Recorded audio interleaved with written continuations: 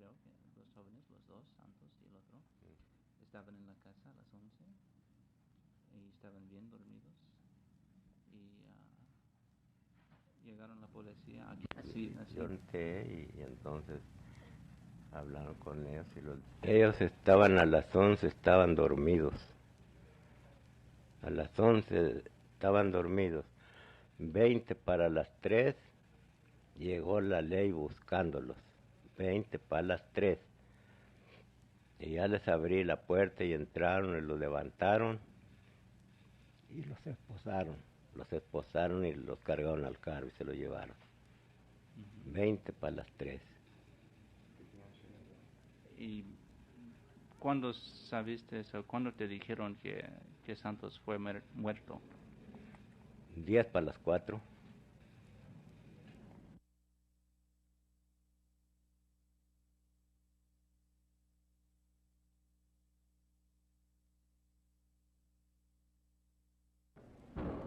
Will you make any comment as to how the shooting...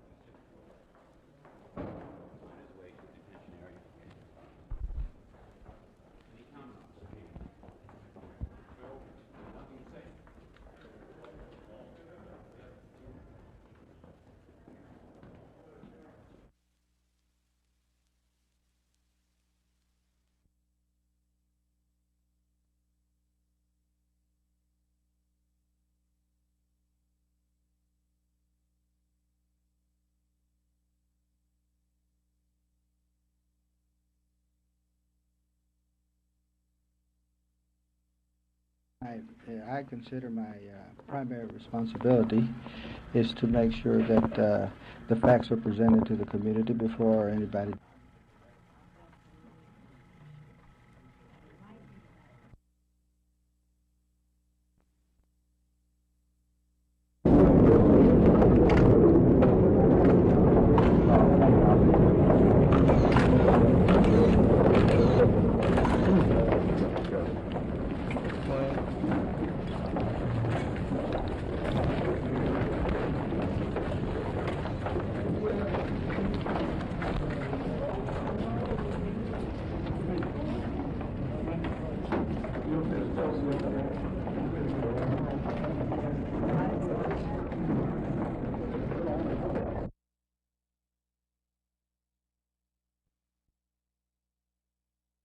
The judge gave the jury essentially 4 verdict choices to render Darrell Kane guilty or not guilty of murder, or guilty or not guilty of negligent homicide.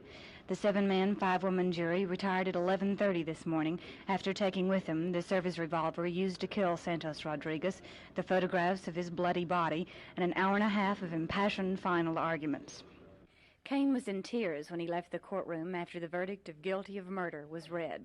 The 5.5 hours of deliberations were punctuated by rumors of a hung jury as they asked for conflicting testimony to be read back to them concerning what was done and said by Kane, the victim's brother, and Kane's partner Roy Arnold before the actual fatal shot was fired. Kane's attorney Phil Burleson commented on his reaction to the verdict. Very bad. Why do you think it turned out that way? I have no idea. What exactly does murder, the verdict, mean? It means that the jury tomorrow will make a determination whether it's murder with malice or without malice, and that is part of the punishment. Okay, and what is the difference in the sentencing? Murder without malice carries maximum of 5 years. Murder with malice carries maximum life. What do you think your chances are getting of without malice?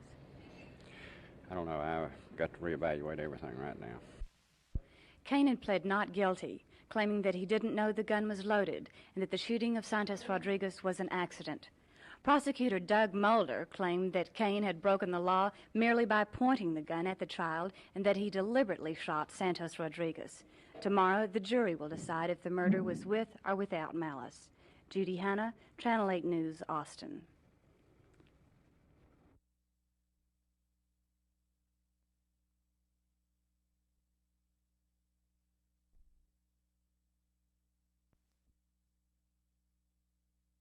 The death story of a 12-year-old Dallas boy began here at the FENA service station on Cedar Springs. 2 boys were spotted early Tuesday morning breaking into the back window of the service station. $8 in cash was missing from a pried-open cigarette machine inside the station. A Dallas police squad car answered the burglary call. 2 officers picked up 12-year-old Santos Rodriguez and his 13-year-old brother David at their nearby residence 6 blocks away and brought them back here to the scene of the burglary for questioning. While the handcuffed boys were sitting inside the car, Officer Darrell L. Kane pointed his .357 Magnum at Santos' head in an attempt to make him answer questions about the burglary. Seconds later, Santos couldn't answer any questions.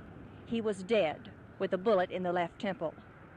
The 2 boys lived with their grandfather at 2921 North Pearl. Carlos Menez told Channel 8's Rene Castilla the 2 police officers picked up his grandsons about 20 minutes before 3 o'clock in the morning.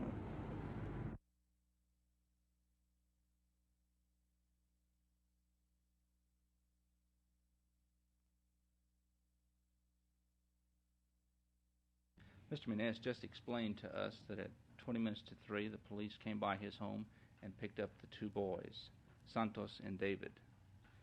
He said by 11 o'clock last night the 2 boys were at home and that they were in bed, and it wasn't until the early morning hours that the police came by, knocked on the door, and told him they were going to pick up the boys. It wasn't explained to him why, and it wasn't until 20 minutes later that 2 other officers came back by and told him that Santos was dead. He said to them, "How can this be? You just picked him up a few moments ago." The officers did not explain. They told him that they could take him to Parkland Hospital if he wanted to go there. He went to Parkland, but he did not see the body of the boy. Patrolman Darrell Kane, a 6-year veteran of the Dallas Police Department, was arraigned for the boys' murder this morning and released on a $5,000 bond. A charge of murder with malice has been filed against Kane. Chief Frank Dyson ordered Kane stripped of his credentials and suspended from the department, declaring there was absolutely no justification for the boys' killing. It's hard to understand what would cause a man to do something like this. It's hard to explain, and it's hard to accept. It's happened, though, and we have to do the best with what we can at this particular point and take whatever action is appropriate and try to correct the situation. Dallas City Councilman Pedro Aguirre has been receiving telephone calls all day long from citizens angry about the boys' killing. I, for one, would be the first to say that I hope that we don't jump to conclusions and indict the whole police department purely on the basis of one irresponsible act. The murder case against Kane will reportedly go before the Dallas County Grand Jury tomorrow. Still under investigation is what Officer Roy Arnold, who was sitting in the front seat at the time of the shooting, could have done, if anything, to prevent the tragedy. Of course, the unanswered question in everybody's mind is why? Why did a Dallas police officer point his pistol at a youngster's head? Why does 12-year-old Santos Rodriguez have to be dead?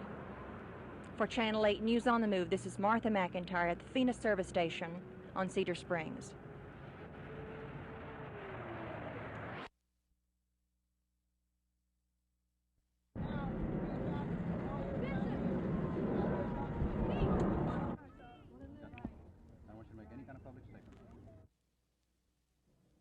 Sorry I'm late. I was advised of the meeting at 7 o'clock, that it was going to be at 7. Quieren al Departamento de Justicia que venga a investigar.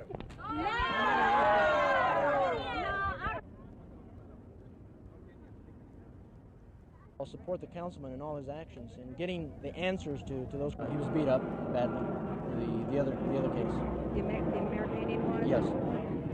It's alleged, so we're not sure whether. Alleged.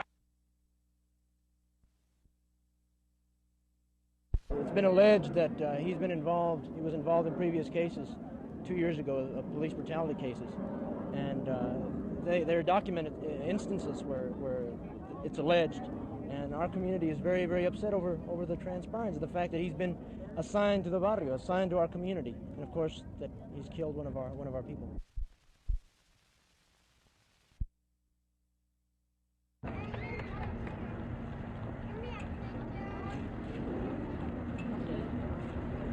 Que hasta ahorita no sé yo de otro caso Generally starts at 9 o'clock and have case after case after case. So be there at 9 and just sit through all of them until he arrives. Okay. The thing is, Pedro Aguirre, the city councilman, is talking with George Schrader, trying to find out just what did happen. How is it that Santos, a 12-year-old boy with his hands handcuffed behind his back, was dead within an hour after he was picked up by police at his home? Rene Castilla, Channel 8 News, on the move.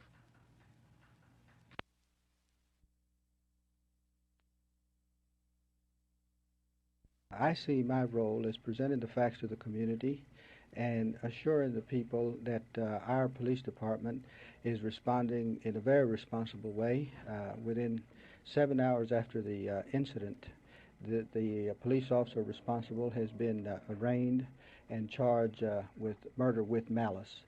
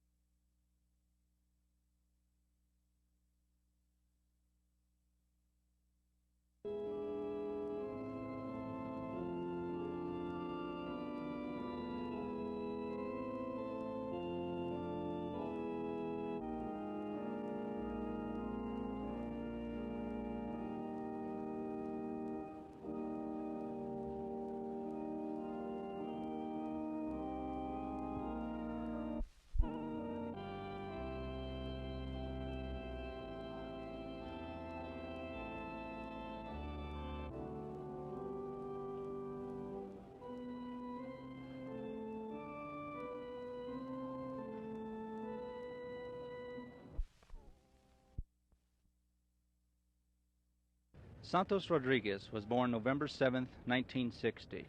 He died July 24, 1973. His life spanned slightly more than a decade.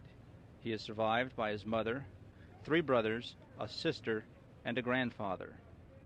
La señora María García de Rodríguez, sus hermanos David, Rubén y Roberto, su hermana Juanita y su abuelo, el señor Carlos Miñez. Santos was a 5th grade student at William B. Travis Elementary School. That's the way Santos Rodriguez was eulogized today, but there was much more to his life than tongue could tell during these moments of anguish. In truth, his life read more like a Greek tragedy, and if you search the plays of Sophocles, you would probably find Santos characterized in one of them. He was a little Mexican boy lost in the shadow of life. The people here lament the fate of Santos and generalize it as typifying the condition of many more little Mexican-American boys in Dallas. Perhaps his epitaph should read, "The fate of Santos Rodriguez is a warning to call no man blessed, because whose story is now more grievous and whose role more reversed, that of Santos Rodriguez for being a victim of circumstances, or the officer, a symbol of authority, who took a young life, or the second officer, who has to live with the memory of a death he might have prevented. Today, a boy born 12 years ago, whose birth brought a symbol of a new beginning, now brings darkness. But out of this darkness, the hope here is that there will come light." Rene Castilla, Channel 8 News, on the move.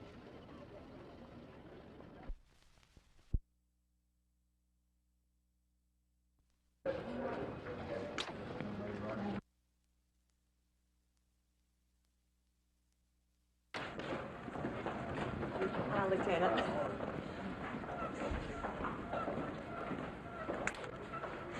Oh, wow, listen to that call.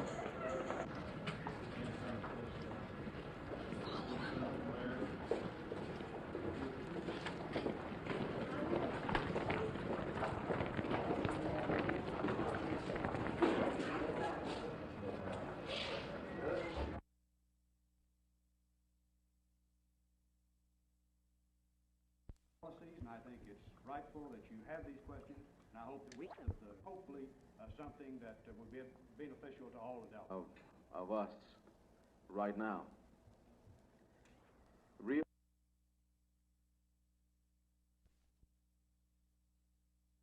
I don't believe that it is the Mexican-American community that is bringing to you this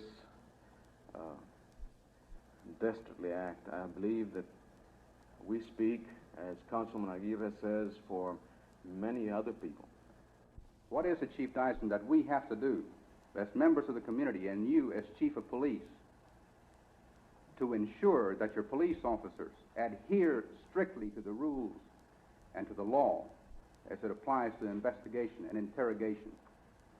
The question is coming up of what responsibility did Officer Kane's partner have as his partner in this incident? And I think that has to be clarified. They showed the restraint, and they realized there was a disturbance and nothing more than this, and it was the act of several to the city council. Do you think all the government agencies? Do you think it might be possible that this would maybe draw the community closer together to see this sort of thing doesn't happen again?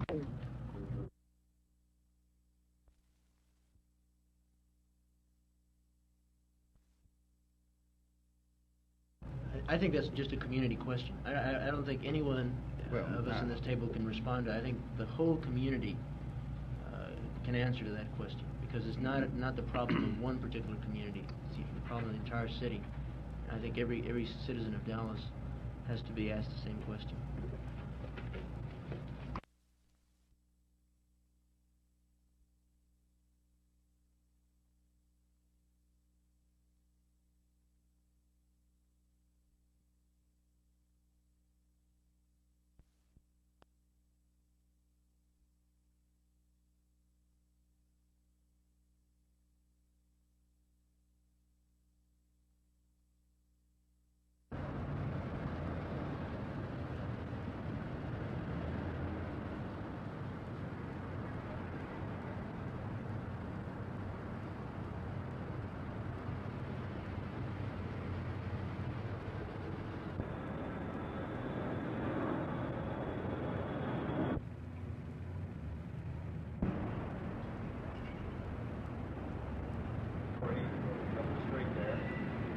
About it today? Four dresses, a coat, a pair of slacks, purses, sundry pieces of jewelry, things like that.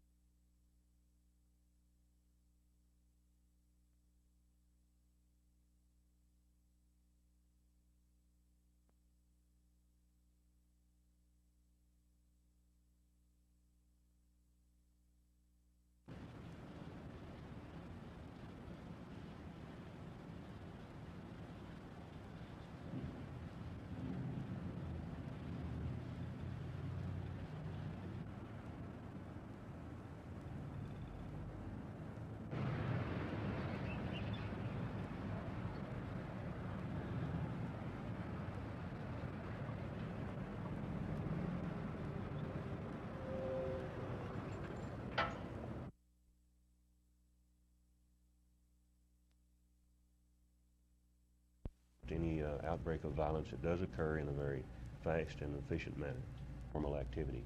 So you would say until further notice? Felt better about the march than I'd ever felt since it was announced, and I thought... In the afternoon, it must be apparent to you. In other words, it looked as if after that meeting you had answered in store for it. Boarded up storefronts in downtown Dallas today were gaping reminders of yesterday's outbreak of violence and vandalism that left a trail of destruction up and down Main and Commerce streets. More than 30 stores and businesses in downtown were damaged by the demonstrators. All day long, workers were busy replacing plate glass windows smashed in the rampage, each one costing several $100s or more. Merchants lost an undetermined amount of liquor, clothes, and jewelry to the looters and were forced to station guards in their stores overnight to protect their merchandise. Today, as they took inventory on their losses, the merchants recall the shock of yesterday's events.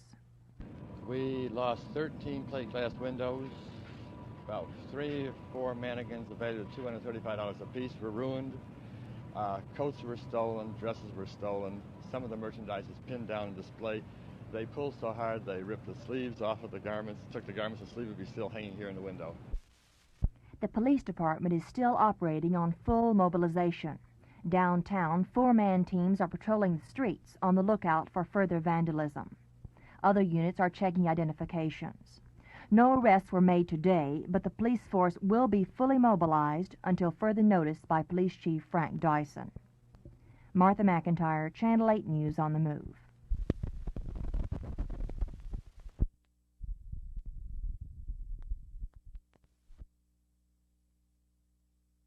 I think the officers in this particular case, based upon the action that did occur, acted with remarkable professionalism from every standpoint. And if anyone in this community, group or individual, has any feelings that my group can't act as a group in a professional fashion, I think their very actions yesterday should dispel that without any doubt.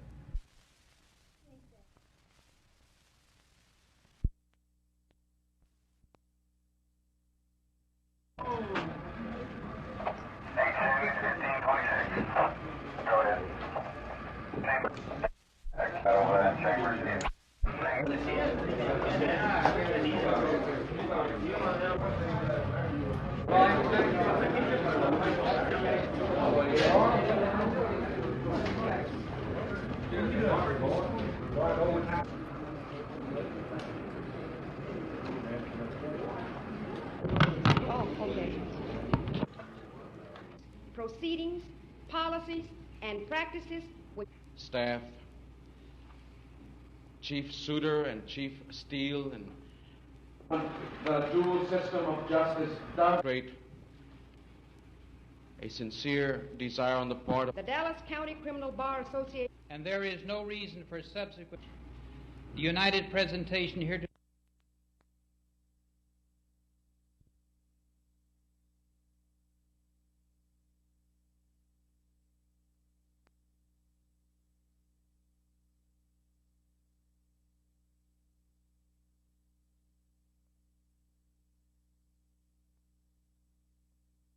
the city judiciary, the Dallas County grand jury, and correct all the factors which resulted in the tragic death of Santos Rodriguez, and C, to prevent the stigma which tends to condemn a whole department, city employee against any individual and or segment of the Dallas community.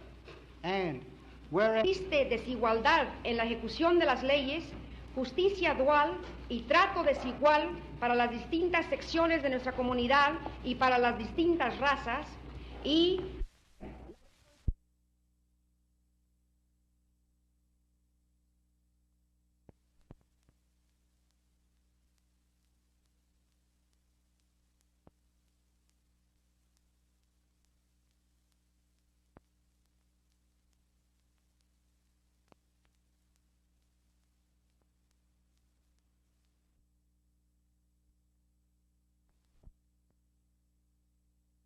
Dallas police turned out en masse before the council meeting.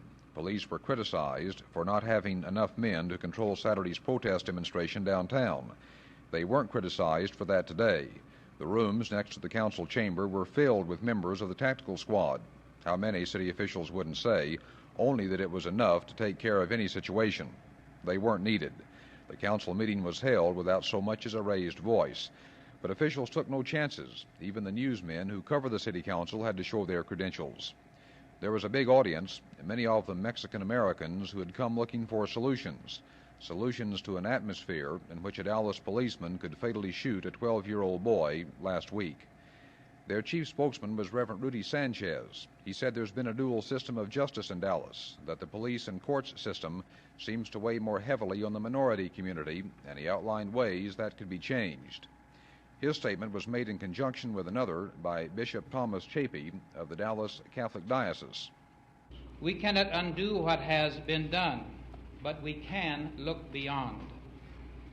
We can seek to identify and eliminate the attitudes, the misunderstandings, the ignorance, and the prejudice that were the underlying causes. Until there has been a change of heart among all our peoples, there will be no lasting justice. The council's response came quickly from Pedro Aguirre.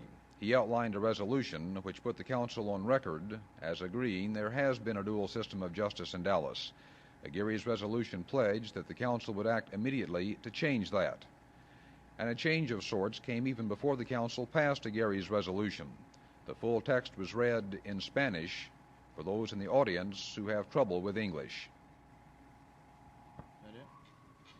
The Dallas City Council passes a lot of resolutions. Many of them don't mean very much.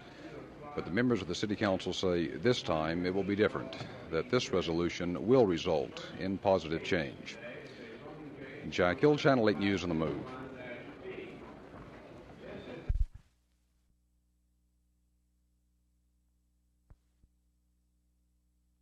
The preliminary damage estimates are in after last Saturday's disturbance in downtown Dallas. Those blocks of Main and Commerce sustained a great number of broken windows and some missing merchandise. But the preliminary loss figures, as released today by the Insurance Information Institute, just may surprise a few people. It amounts to only $50,000 in the early stages. They say about $20,000 of that is missing merchandise. The other $25,000 to $30,000 is in broken plate glass windows. Just like H.L. Green would tend to disagree. There, a fire was staged on the third floor, and there was water damage sustained to the second and first floors. Neiman Marcus, a great number of broken windows, some merchandise missing. Some of the jewelry stores, fur shops, merchandise missing. Larry Woodard of the III says the $50,000 is only a preliminary figure. Incidentally, word filtering out of the police department today says there is little evidence, if any, to support the contention that the disturbance was caused by out-of-town rabble-rousers. The dead boy's mother, Mrs. Rodriguez, said through an attorney today that the Rodriguez family would only ask that when the people of Dallas hear the name Santos Rodriguez, they think not of the unwanted violence that became associated with his name Saturday, but that they think of the real Santos Rodriguez, a gentle and well-liked 12-year-old boy. In downtown Dallas, this is Jim Mitchell, Channel 8 News on the Move.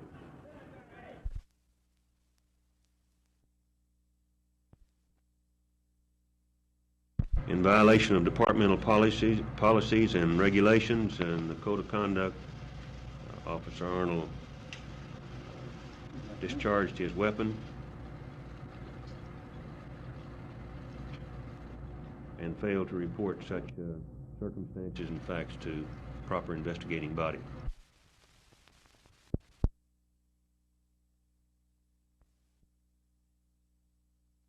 I think that after the disturbance started, we had police officers who went down on the ground and were getting kicked, and the other officers did not go to their aid.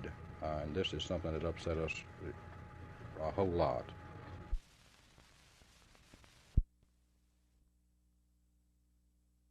Road. Officer Arnold failed to report the full facts of this incident as required by departmental policies and procedures. This suspension is not for any improper conduct relative to the subsequent arrest and death of Santos Rodriguez.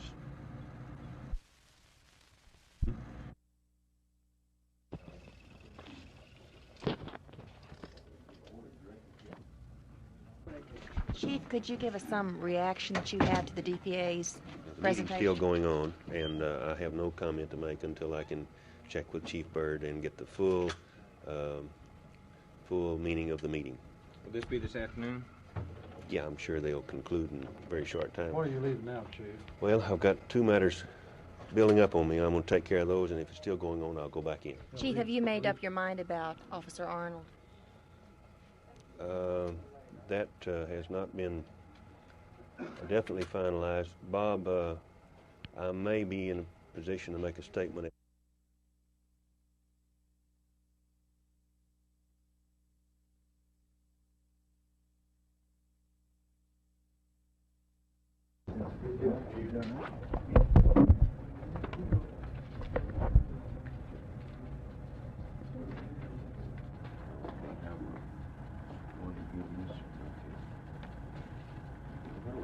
Sit down and be comfortable. That'll be okay, or do you want to remain standing?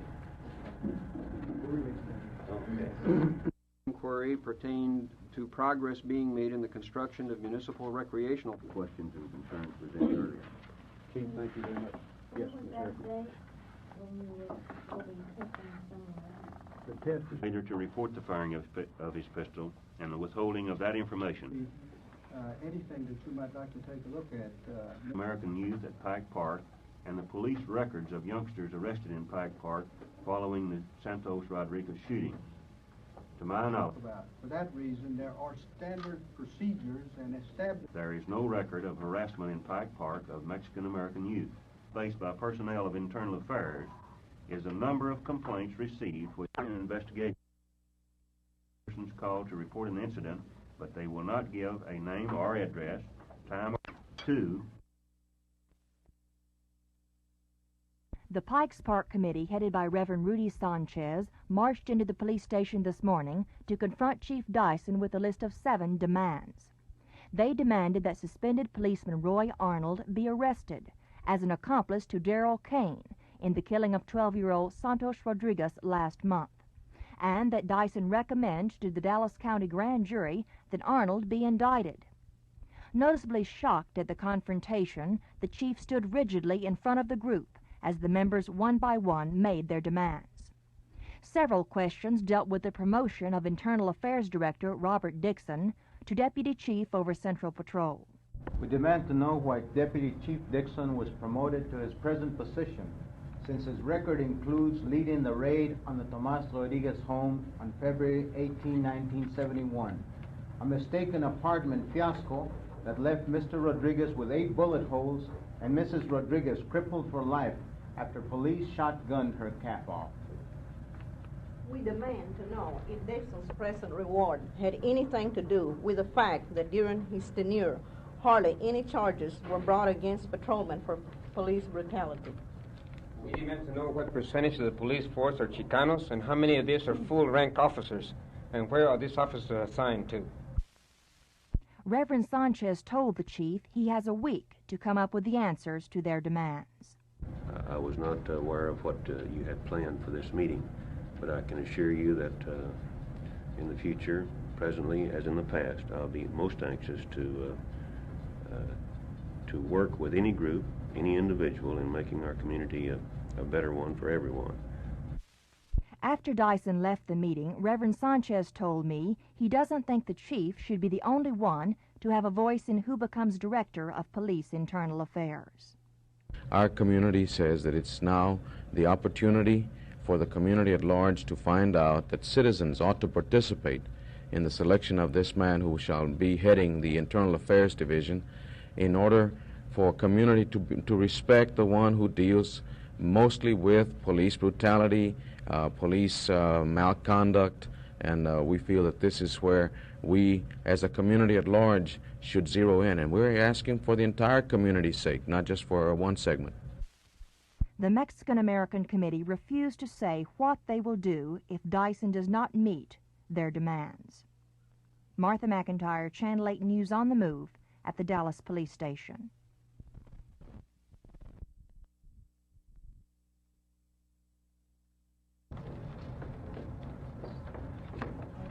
Good morning. How are you? Good to see you. Please be seated.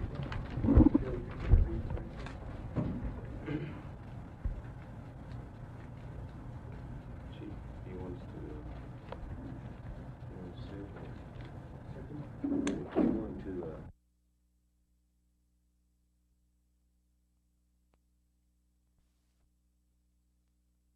Kane and his partner picked up the 12-year-old Mexican-American and his brother in conjunction with the burglary of a service station. While being interrogated, Rodriguez was shot and killed. Kane was suspended from the police department indefinitely and charged with murder with malice in an indictment returned by the grand jury. His partner, Roy Arnold, was neither charged nor suspended, but moved to a desk job. Later, a sympathy march was planned in memory of Rodriguez. Designed as a peaceful demonstration by members of the Mexican-American community and other minority groups, the march deteriorated into a melee of destruction. Following the demonstration, former Police Chief Frank Dyson was criticized by members of the community for his handling of the affair. The Dallas Police Association presented him with a series of complaints over restrictions placed on the officers in controlling the demonstration. Some feel this led to Dyson's resignation last month. Publicity was a prime factor in moving the case to Austin. District Judge Ed Gossett of Dallas will preside at the trial. Linda Metcalf, Channel 8 News.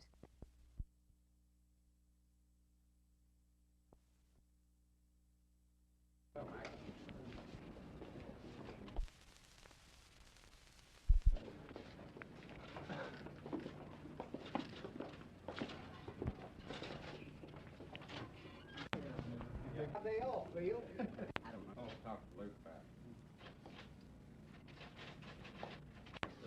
Okay.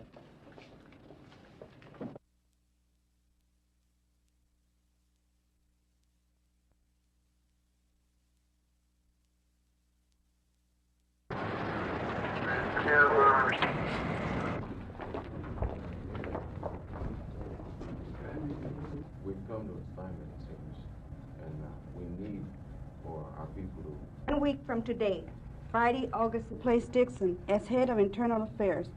Point. Know why you, Chief Dyson, did not make a recommendation to the grand jury concerning Arnold. That firm is one of the oldest real estate firms. Chief Dyson and the so-called rank-and-file officers have been on a philosophical collision course almost since the day he took over, December 15, 1969. He shook the traditional structure of the department with his reorganization and hiring policies. Dyson placed emphasis on hiring minorities, an answer to demands from a vocal part of the community not popular with a lot of on-the-street policemen. The conflict was heated over his 5-year plan, which called for lateral entry, in other words, hiring ranking officers from outside the department.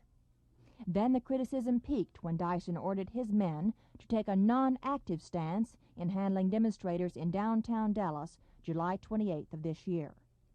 The disturbance broke out at the march protesting the police shooting of 13-year-old Santos Rodriguez, who was allegedly handcuffed and sitting in a squad car at the time he was killed. Dyson fired the officer, Darrell Kane, who was later indicted for murder. Chief Dyson was asked August 19th if charges by the Dallas Police Association were true, charges that he ordered his men not to aid other policemen who were under attack by the protesters.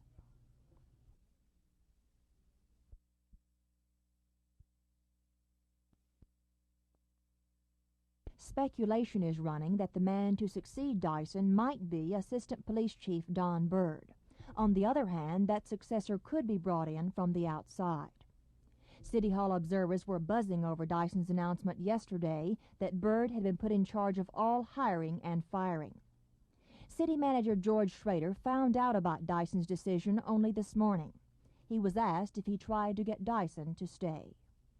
By the time he and I had gotten together to discuss it, he had already presented his conclusions to his command staff, scheduled a conference with you of the press, and it was a rather conclusive decision.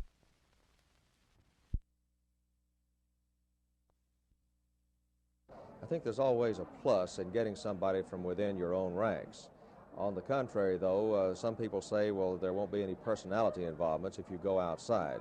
There are pros and cons on this. Frankly, I personally lean toward getting somebody who has come up through the ranks, who knows the Dallas Police Department, who knows the area, and would be local in nature. Councilman Pedro Aguirre, you participated in the July 28th demonstration in downtown Dallas that brought Chief Dyson in for severe criticism later.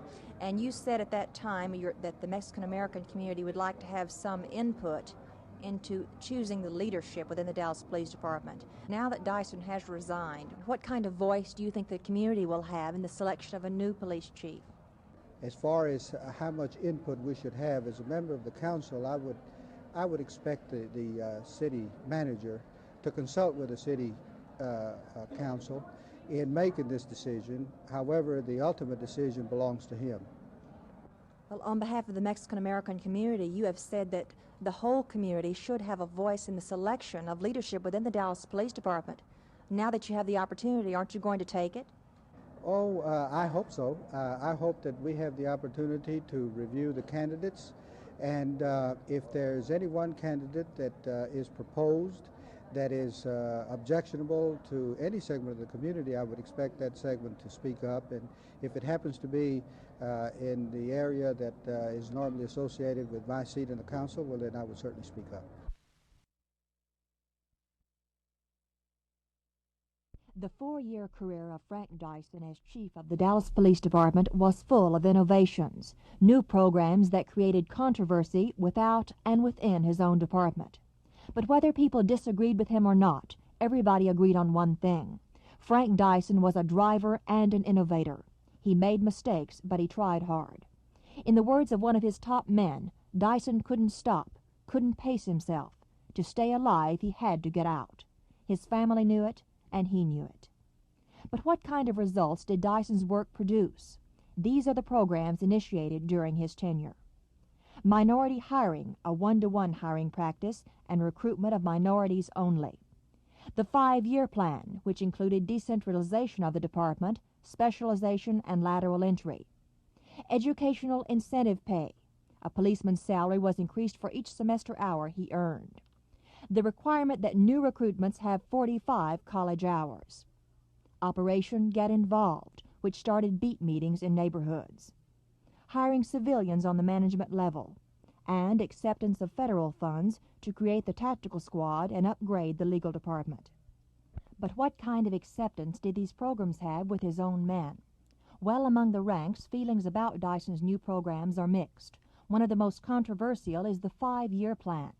Many policemen feel they had no voice in drawing up that plan and do not understand it. The idea of lateral entry frightens many policemen. That's the provision that outsiders may be brought into management positions without having to come up through the ranks. Dyson was charged with preferential treatment of minorities because of his drive to get minorities on the force. The use of Ford Foundation grants to upgrade training brought charges from his own men that outsiders were running the department. Also, the hiring of civilians has been severely criticized by those who fear civilians will end up running the police force. Many officers without college degrees resent Dyson's emphasis on education. But perhaps the most controversial incident in his career was the major disturbance in downtown Dallas in July.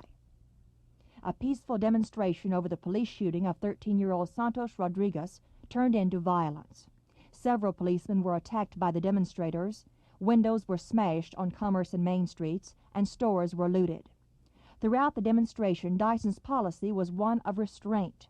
Criticism of that policy came not only from store owners upset over the damages, the most severe criticism came from within his own ranks. On September 4th, the Dallas Police Association Board of Directors met behind closed doors with Dyson to present him with a protest letter. They accused Dyson of ordering officers to stand still while protesters attacked policemen, of not supporting his own men and yielding to political pressures, and of fearing controversy at the expense of law enforcement. Chief Dyson rebutted those charges and apologized for nothing. The Mexican-American community shared the DPA's dissatisfaction with Dyson, but for different reasons.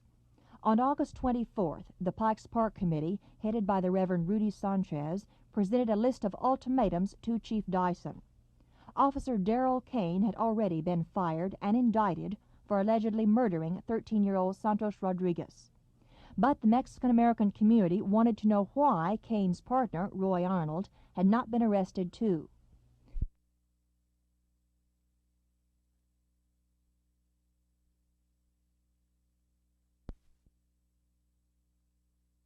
Chief Dyson, about 2 months ago, almost to the day, you sat in that same chair, and when I asked you, what does Frank Dyson think of when he thinks of Frank Dyson, you said something to the effect that Frank Dyson was seriously thinking that things were getting a little rough and that he may have to reconsider some things. Were you at that point in time in August thinking about resigning? Murphy, I think the seed had been planted about that time. And my wife was concerned about me and my position, and with all of the troubles that I faced during those times, I think the seed actually was planted about that time. It didn't really become a serious consideration on my part until about a month ago, but I think about then was when it really began to become a decision that I had to face up to.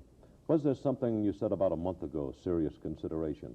Was there one final thing that triggered about a month ago that you said, well, let's make a decision, and you made it?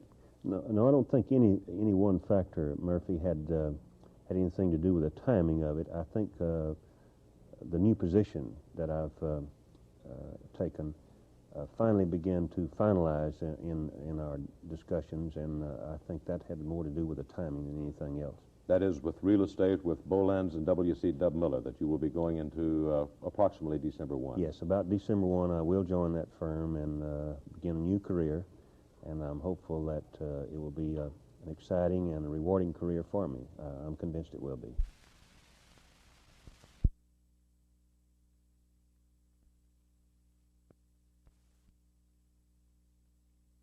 And I'll give you some thoughts I have about that, and also some information that I was able to obtain while attending the International Association of Chiefs of Police conference in San Antonio about 2 weeks ago.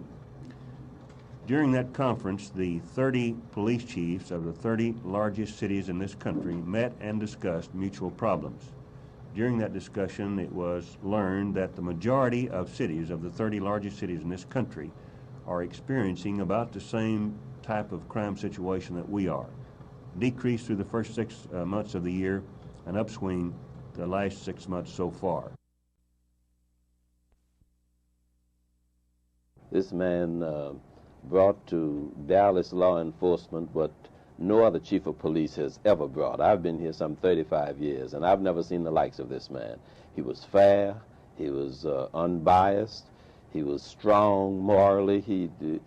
If he had complaints that were unsavory about some of his men, he'd go right into it, no matter who the man was, and he'd take proper discipline methods. The man is just great, and Dallas will miss this man. They'll miss him greatly.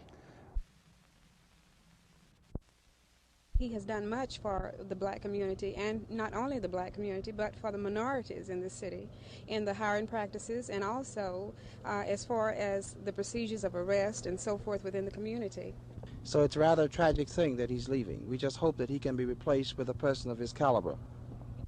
Of approximately 12 interviewed, the majority questioned in the black community feel that Chief Dyson's absence from the police department will be a loss to the community, and that human relations plays as large a part in the administration of police protection as does law and order. For reactions from the Mexican-American community, Rene Castilla. Some ground with Dyson. I think we were getting somewhere. We're going to have to start all over again, I believe. I'm not saying that Dyson was even the best or the worst, but at least, you know, we knew where we stood with him.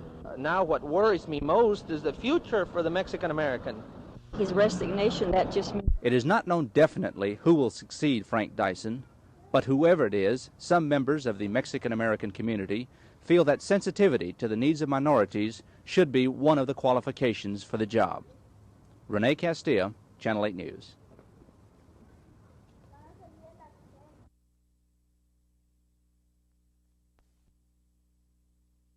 Chief Dyson has done an excellent job as far as leading the Dallas Police Department over the past few years.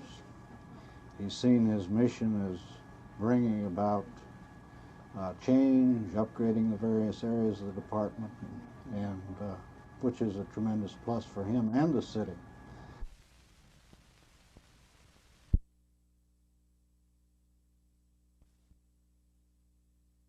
Oh, well, it was kind of shocking when I first heard about it, you know. I didn't realize that, you know, it was this was going to come about or anything. Do you think it's a good thing for the department, or do you think you're losing a good man? You think things are going to improve? Just how do you feel about the future? Well, I indeed think we're losing a good man, because from the results of the last 3 years of the crime rate coming down and everything, I think he's been a good chief, you know, but I realize too that he's had a lot of pressure, you know, different things put against him, but he says that's not the reason for resigning, so really I don't know, you know. All I know is I think we're losing a pretty good chief. Well, I think it's pretty good if he wants it, but that's just up to him. And, you know. What do you think the feeling is among the ranks as to whether or not they're glad to see him go because of the controversial reasons that surrounded him, or what? Well, I couldn't tell you. Well, I'm kind of sorry to see him leave. I think he was a good chief. Chief Fannin, what is your reaction to Chief Dyson's resignation? I'm very sorry to see Chief Dyson go. I was surprised. He's brought many good things to this department, and I feel like that a personal friend will be leaving here. I feel we're losing a valuable leader because he's a consistent type of person, has new innovations, and actually tries to do what is right for the department. But so many people in the department disagreed with his 5-year plan. Well, I believe that anybody that tries new plans is going to meet opposition from all parts, new men and old men alike. Well, anytime you have anybody that's innovative like Chief Dyson, you're going to have controversy, I believe, especially if he has new programs that hasn't, been done before, such as, 5-year plan and so forth. Do you think another man could handle those programs better? I don't believe so. I mean, it's hard to say.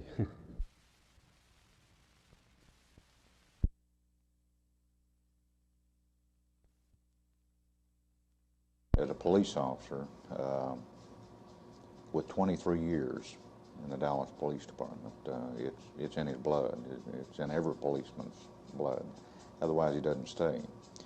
I've yet to see a man get out, short of age 65, who didn't miss it to the point that he tried to find a reasonable substitute, that is, something related to law enforcement, if not law enforcement itself. I think Frank might experience that. Well, of course, we hate to lose him. We'll miss him very much. I hope this assistant chief that he brought in from Albuquerque will do as good a job. Dyson seemed to think so, and we will miss Dyson. He was a good man. Well, I was very disappointed to see that he had resigned. I thought he was a terrific chief of police, and I was real disappointed about it. But I believe he held up firmly and made very worthwhile decisions. Well, I was surprised to hear of it, but I know that with all the controversies that were coming to him and criticisms. Well, I think it's a good deal he quit. I mean, I just really didn't care for him that much. Why is that? I think he judged his things a little wrong about how he reacted to a lot of his ways of telling people, doing things. I just think he did it wrong about the ways he was doing it. You mean in downtown? Is that what you're talking about, the disturbance? Yes, I think he did it all wrong about going at it. Well, I'm very sorry that he left. My own personal feeling is I think Frank was probably one of the finest policemen we've ever had. Reactions to Chief Dyson's resignation in the black community varied in almost direct ratio to the socioeconomic status of those questioned. I honestly feel like he did the city a favor. He should have resigned a long time ago. He was a just man, and he was progressive. He was about the business of culling out all of the bad apples and making Dallas really have one of the finest police forces going. Just west of downtown, in the shadow of the Dallas skyline, is Little Mexico. Those who work with the people in Little Mexico and West Dallas express disappointment and concern over Dyson's resignation. I think that he was the only police chief that really listened to the Chicanos. At least he gave us an audience. In a way, I am sorry to see him go. We're going to start over, and the other one might not be as alert to the things that are happening to our needs. So I'm really very sorry that he resigned.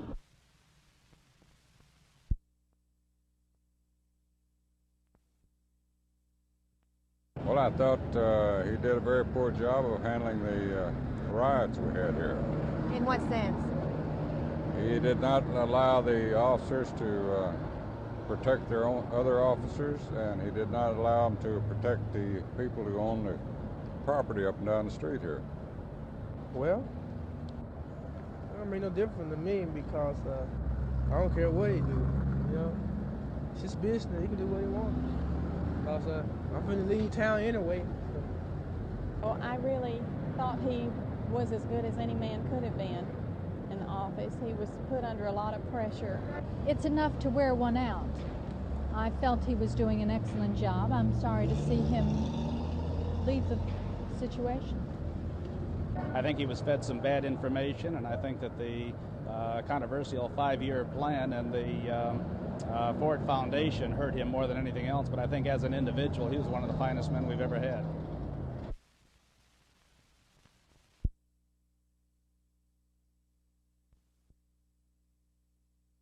I think he could have done a lot of things for the city of Dallas.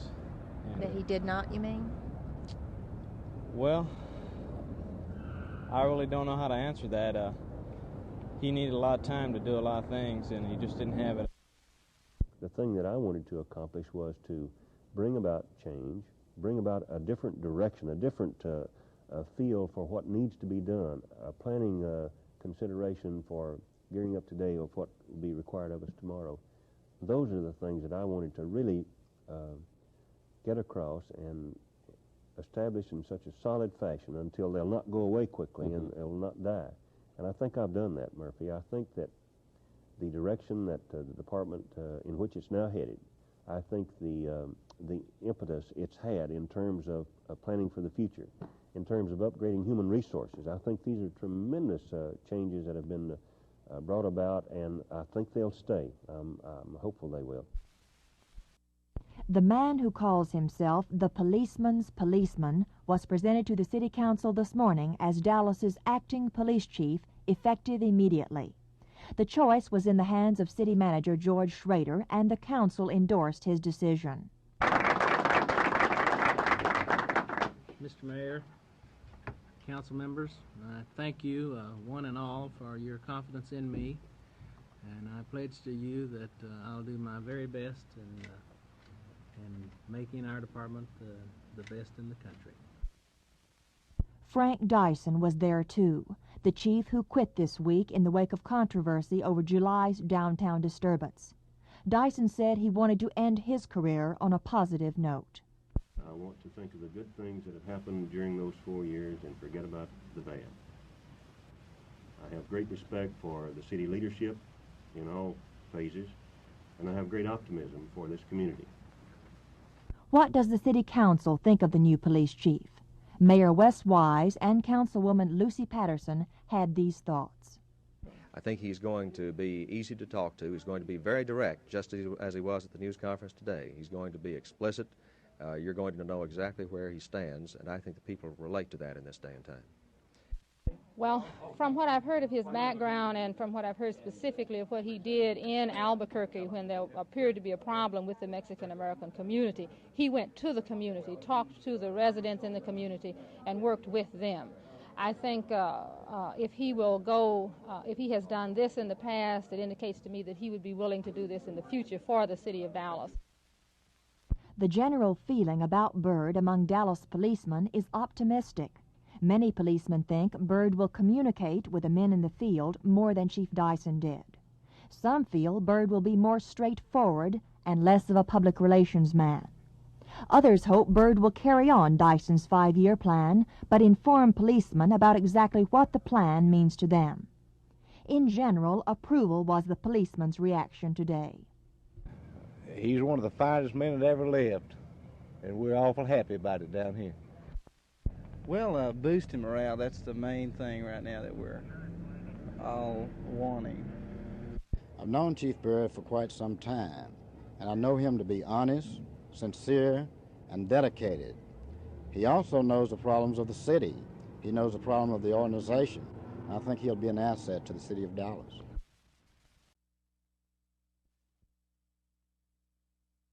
Kane and his family were once again carefully guarded when they entered the courtroom this morning. Cameras were not allowed to follow the defendant down the hall, and I asked Judge Gossett the reason. We've got too much explosive situations around here. We've got half the sheriff's department guarding people and witnesses and everything else. Do you expect some big trouble to happen today? Well, I don't know. We've just got to take precautions. Defense attorney Phil Burleson told me that he fears for his life. Do you? No, I don't fear for my life. haven't got too much of it left anyway. Actually, the only demonstration and evidence was between cameramen and security guards in the courthouse. Meanwhile, outside, the grounds were empty of even the few picketers that were around Monday. But the courtroom itself was packed with spectators for the first day of testimony as the state called the brother of the murder victim to the witness stand. David Rodriguez described playing football with Santos during the last day of his life and then being awakened from sleep and accused of burglary by 2 police officers. He identified Darrell Kane as one of the policemen who handcuffed and drove the brothers to the back of the service station they allegedly robbed. In a dramatic demonstration for the jury, prosecutor Doug Mulder led David in recreating the scene in which Kane, seated in the back of the squad car, twirled the cylinder of his service revolver and threatened to shoot Santos unless he admitted the burglary. When Santos refused, David said Kane fired the gun into Santos' face. Jerry Foster was one police officer who investigated the burglary and was standing by the squad car when the shot was fired. The front seat lit up like daylight, he said, and he heard Officer Kane scream and cry, my God, I didn't mean to do it." Foster took Kane's gun and found 5 live shells and 1 spent cartridge in the cylinder. The jury was shown a series of photographs of the bloody body of Santos Rodriguez, despite objections by defense attorney Phil Burleson because of their inflammatory nature. Kane has never denied the shooting, but as promised to the jury, he will explain tomorrow from the witness stand that it happened accidentally. Judy Hanna, Channel 8 News in Austin. Roy Arnold, who was in the squad car when the fatal shot was fired, was the first witness for the defense. He said, under vigorous cross-examination by the state, that Darrell Kane slowly and deliberately pulled the trigger when Santos was shot. Again under tight security, 30-year-old Kane himself took the stand in his own defense to tell of the events leading up to the death of the 12-year-old burglary suspect. Fighting back tears, Kane said he thought he had emptied all the bullets from his gun when he pointed it at Santos and threatened to shoot him if he didn't tell the truth. After the shot was fired, Kane said he jumped from the car and automatically reloaded his gun. Prosecutor Doug Mulder loaded Kane's service revolver himself and demonstrated how easy it was for all the bullets to fall out. "I suggest you cook that story up for the jury," Mulder said. "These 12 jurors are adults, not 12-year-old children." The defense then called a gun expert to show how the pistol grip could block 2 bullets from falling out of the cylinder and that a policeman, under adverse circumstances, could automatically reload his gun quickly. Testimony by the defense's last witness was ruled inadmissible after it was heard out of the presence of the jury, and the court ruled that reporters could not reveal its contents until after the trial was over. Judy Hanna, Channel 8 News, Austin.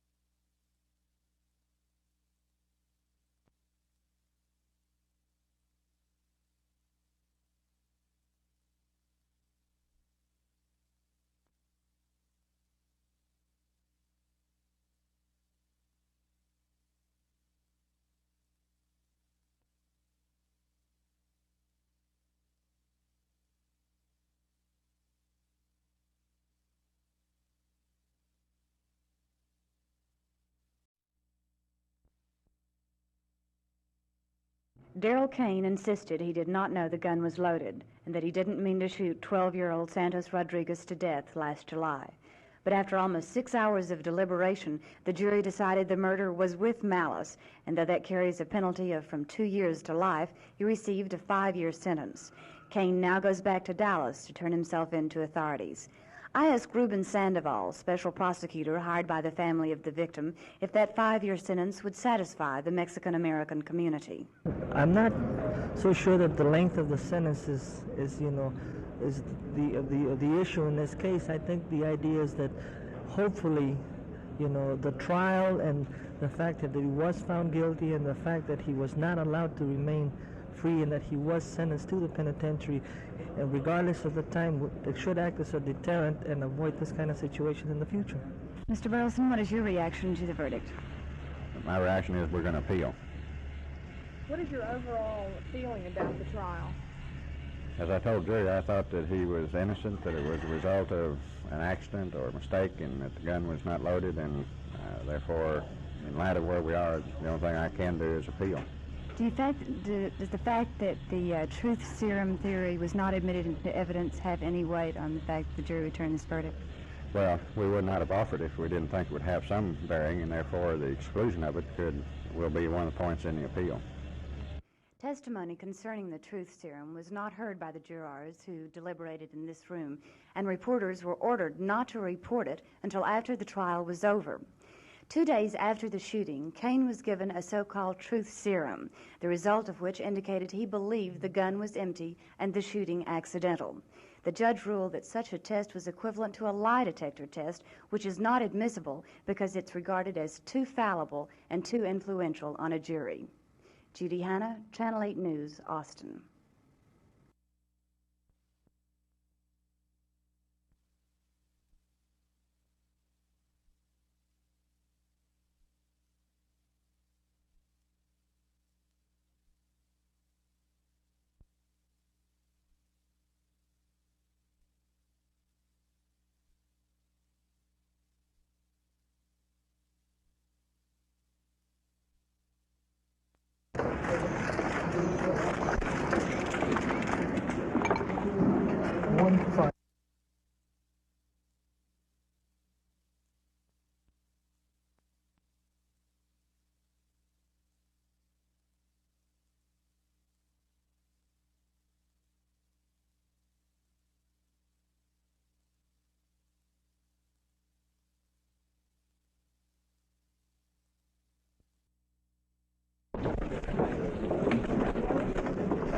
Camera's not allowed down there.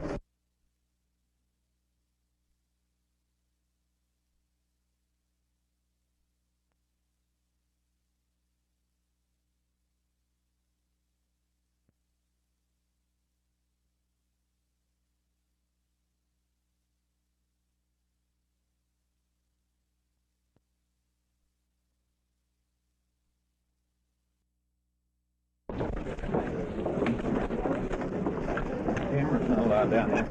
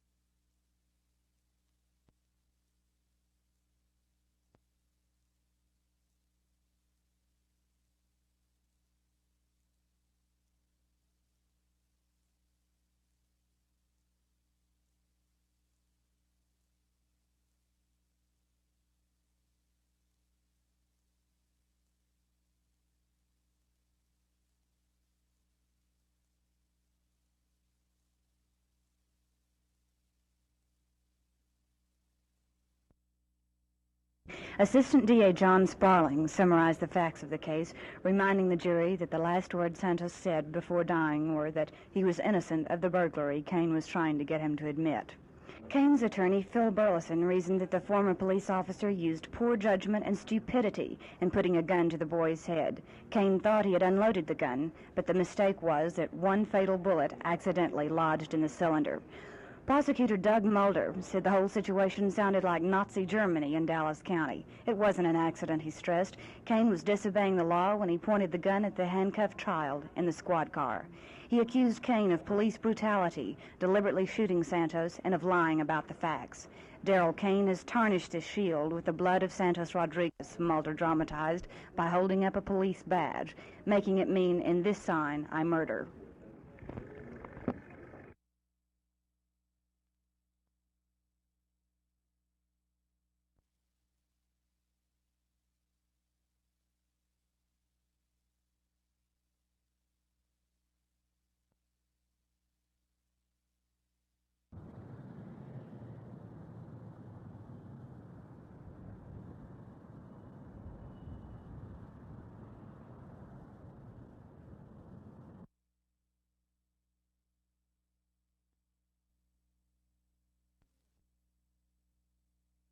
Seven character witnesses appeared on behalf of Darrell Kane, who sobbed as he listened to his wife, mother, and friends testify. The state didn't cross-examine any of them, so the facts of his previous controversial killing were not brought out to the jury. His attorney, Phil Burleson, pled with the jury to give Kane probation for murder without malice. He said putting Kane in the penitentiary would be equivalent to a death sentence for this accidental shooting, because he would be subject to the abuses from people he helped put behind bars during his 5.5 years as a police officer. Assistant DA John Sparling called Kane the judge, jury, and executioner of the 12-year-old boy he shot. If you give Kane probation, Sparling argued, it's telling the whole world that Santos Rodriguez was just flat, smooth, not important enough to punish the man who killed him. The prosecutor asked the jury to give Kane a substantial number of years for murder with malice, saying, you 12 people are the only ones that can do something about police brutality. For Channel 8 News, this is Judy Hanna, Travis County Courthouse, Austin.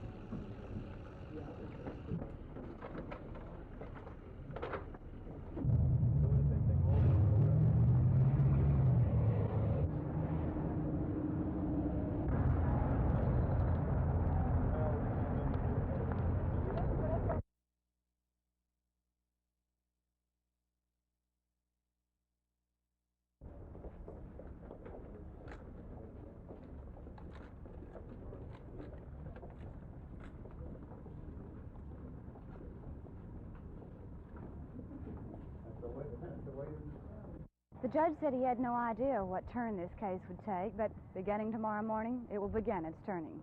Judy Hanna, Channel 8 News, Austin.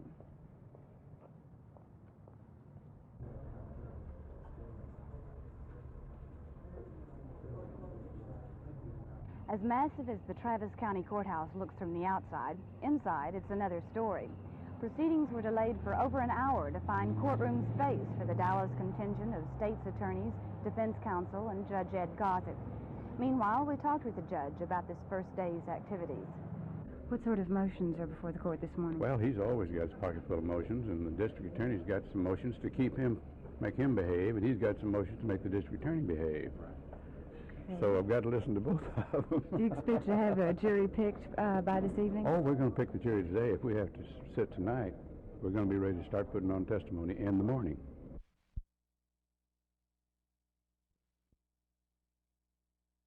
The judge ruled against admitting any evidence regarding another controversial shooting incident that defendant Darrell Kane was involved in 3 years ago. He also ruled inadmissible any mention of prior records or reputations of the victim, his brother, or his mother. Darrell Kane will face an all-white jury of 7 men and 5 women. They were chosen from a jury panel of 36, which contained only 2 Mexican Americans, one of which disqualified herself because she was afraid she could not be fair.